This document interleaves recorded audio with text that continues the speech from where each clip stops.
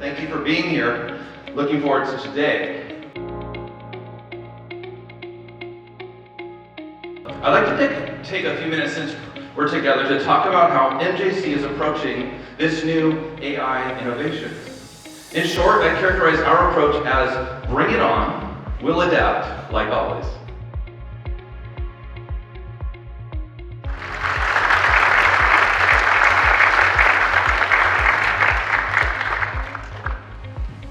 Well, good morning, Modesto Junior College.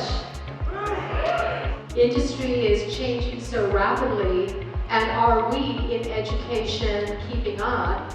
But the reason that I'm not worried about the workforce development is because the relationship that community colleges have with our industry partners, it is rooted in decades of working together, decades of solving problems together. So we have a history that is going to make sure that we are going to be able to meet and lead the AI revolution that is happening in our industry.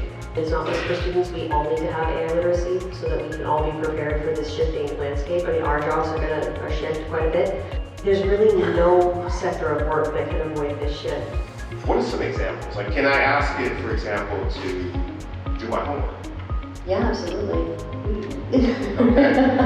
Faculty in the room? Where are faculty? Should you? That's a different question entirely. How do we utilize these tools to really save time in our day, get rid of that mundane kind of rote work, and allow you to get to that more creative activities, to really think deeply about the work that you're doing, to better serve students?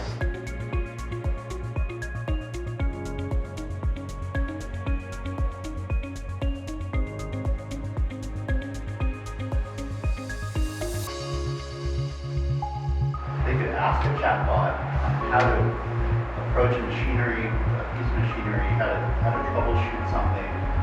Be like fostering curiosity in young people, and then not being about the answer, but it being about the question. They go back to their computer and AI has generated the progress note or that visit note for that physician.